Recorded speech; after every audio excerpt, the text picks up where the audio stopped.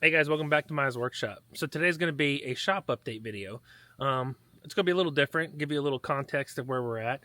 The first part of the video is going to be from about the first week or for within the first 10 days of August when we actually had the pad poured. This is one of those videos that I mentioned when I came back to posting that I had shot but didn't get out. So I didn't want to waste the footage because I thought the footage of the foundation going in was actually pretty interesting. So we're going to roll the footage right here, and then I'm going to pick you guys back up on the back end, and we'll go over what the next steps are for the shop build.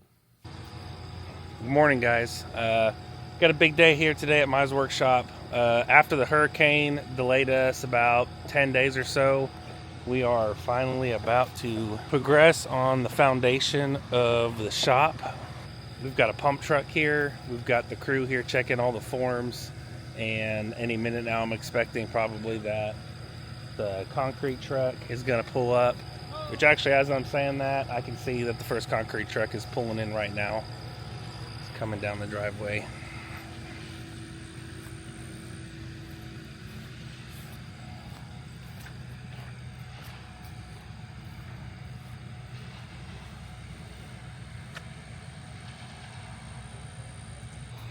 It's pretty exciting stuff.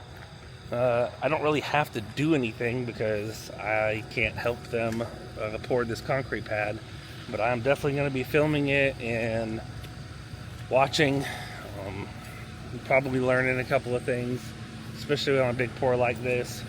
So the pump truck, for anyone who doesn't know, it's got this big boom that's going to come out, and it's got a hose on it.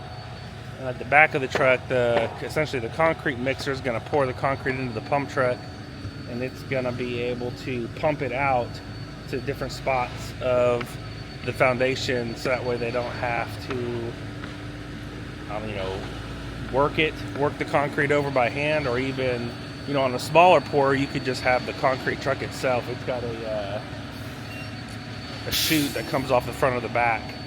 And they can usually work that and put some extensions on it, but this is such a big pour that they're using a pump truck, which just the technological advancement in that kind of concrete work is also fascinating to me. It's like someone came up with how to do this, and this isn't like the most complicated concrete build that anyone's ever done. I mean, they do skyscrapers and stuff with concrete that are obviously way more complicated. But, I don't know, it's still just cool. It's the biggest concrete pour that I've ever been a part of. Well, I'm going to get out of there here pretty soon, but I did want to kind of show you guys a couple of things about the foundation and how this is different than like a pole barn, some other different ways of pouring concrete. So with this timber frame, we're not actually putting any posts into the ground for, I forget what they call it. It's a certain kind of force, like wind force, but it's not called wind force. I can't remember the term, but essentially what keeps the building from swaying side to side. A lot of times you'll drive posts or set posts in the ground with concrete, and that gives it its kind of rigidity. With the timber frame, you can't do that, partially because the beams are not treated, so they're not going to be water and bug resistant, and the concrete will deteriorate them. So what you do instead is you set the vents, as they call them, on top and secure them with a special timber frame anchor that is epoxied into the concrete. So let me show you a couple of things on the pad. So you've got like a 12-inch footer that goes all the way around. You see where those like a square? That's actually where a beam from a vent is going to rest on the center of that. Just like that hole out there in the middle. Anywhere where you see a hole, that is a footer for where a beam is going to get anchored and make contact with the pad. So that's where all the beams are going to be placed to erect this timber frame building. I just thought that was pretty cool. I've never actually, I have done an epoxy anchor, but not something as intricate as the ones that are required for this build. I don't have any yet. I haven't ordered that hardware yet, but that's coming here pretty soon now that we're progressing to the pour. But anyways, I'm going to get out of their hair. I'm going to get all the footage of all of this happening, and then we're going to talk about it after they get finished.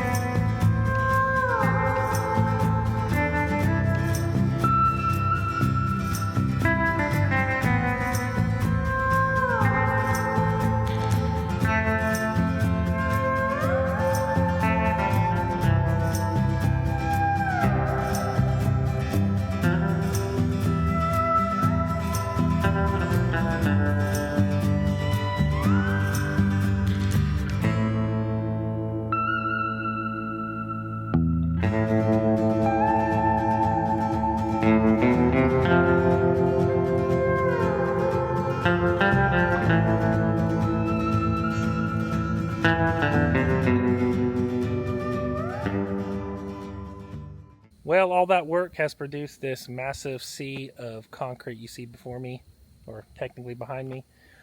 Not a lot's been happening on the shop since we finished the foundation. I did put a basketball goal up, which is right there. I've always played basketball. I've always loved basketball. My boys, Ben being 9 now, have all kind of shown interest in it. So I was like, I really always wanted to put another basketball goal up. I had one back in Arkansas, and I was like, it's not going to be able to stay on the shop foundation, but it's going to be a little while before we actually get to start assembling things. So I was like, why not go ahead and put a basketball goal up now? We'll utilize it while we can. And then it's on an anchor system that just bolts. You just take the bolts off and you can take the whole goal down. And then they actually sell anchor kits that you can then set up a new anchor somewhere else. So that's why I got this style that I did, is that way I could take it down, set up a new anchor on a new pad somewhere down the road after we take it down from here, and utilize it again. Other than that, they've just been rollerblading and scooters and other playing. And that's all that's really happened as far as the foundation, which I kind of knew that going in. I went ahead and did the foundation first because when I do get into cutting and building out the different pieces for each bent, I'm actually going to utilize this lower part towards the edge over here, so kind of like right behind me, to set up the sawhorses to be able to work on a flat area that I can clean. The ground being uneven would be somewhat of a challenge to overcome, so I wanted to have the workspace. Another factor is that whenever I do get the pieces cut and ready, I wanted to be able to just hit the ground running with the assembly process, rather than ordering the foundation at that point and then having to wait however long it took for it to get put in. So anyways, we got the foundation, we're utilizing it. We'll get back to this at some point later on down in the shop build. So what that means for the next steps for the shop is a couple of things. One thing I need to do is I've got all these stacks of timbers. They're, for the most part, completely out of order. There's 8x8s, 8x10s, 8x12s, 12x12s. It's all different shapes. Based off of the master cut list that I gave to the sawmill. You might be thinking, well, why aren't they organized now? Like, why didn't they come organized? That's just kind of how the sawmill thing works. Let's say he had a load of trees, he would, load one up, figure out what the widest timber he could get out of it and make that timber. Or if he could get 2 of something out of it, he would make those 2. And so each tree was different, and so he just went through as the trees were coming into the sawmill and picked and chose the best option for that tree. And so therefore each load was just a random selection of the overall list that he would then take off what he got cut and work through it that way. So each pile is just almost completely random as far as like what pieces go to what section and widths and all that. So it's all got to be completely reorganized. That's fine. It's going to take some time. These timbers are extremely heavy.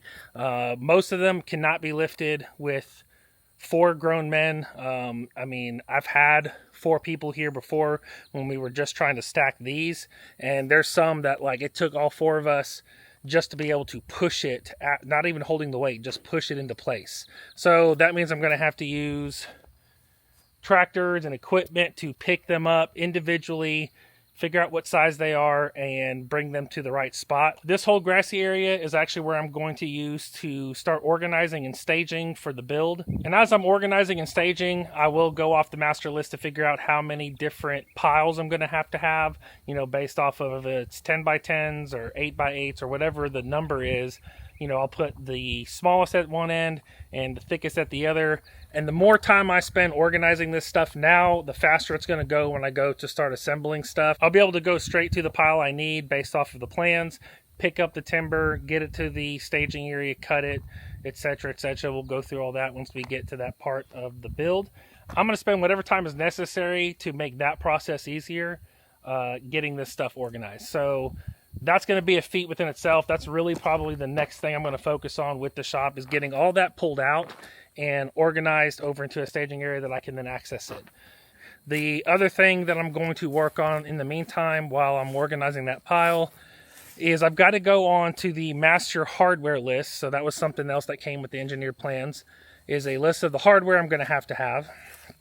Now, because of the size timber frame shop I'm building, which is a 50 by 100, I'm not going to be able to use just wood joinery, so I can't just use the mortise and tenon pins. There will be a lot of that, but the engineers are requiring me to add in some other hardware, some brackets, some lag bolts, some different things.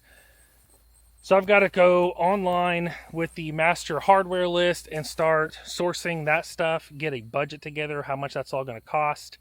So once I get everything organized, I get my head around the material list and cost for the hardware, I can go ahead and start cutting pieces. So the first thing I'm going to do is start cutting pins. I'm going to order some 1x, so some true 1x thick white oak slabs. And I'm going to just start ripping those on the table saw into 1-inch pieces and cutting those into pins. And we'll go through that process together. I think that's going to be pretty cool. I've never done any of this before, so it's all new to me. The other thing I can do is start cutting braces. All the braces are pretty much the exact same piece. So once I learn how to do one, it's just repeating that until you get all the braces cut. So I can get all the braces cut, let them stack and be done. So once I get all the pins cut and the braces cut, that's when we'll be ready to start pulling out the big timbers and assembling what they call bents. And I'll go more into depth on what a bent is at a later date in a later video. So that's what we've got for the next phase of Maya's workshop. There will be some work done. I'm also going to be mixing in some other farm content, some other projects that we're still working on. We're going to get some stuff done in the garden. I've got some fences to build. I've got some barn remodels to get through. We're not going to have any shortage of content, so thank you guys for sticking around and supporting, and I am very excited. Since I made the no excuses video, I think when this video comes out, it will be 3 weeks straight that I've posted on the Monday, Thursday schedule that I committed to. So that's not happened yet. This is the first time I've made it this far. So again, thank you guys for your support, and I will catch you guys on the next one.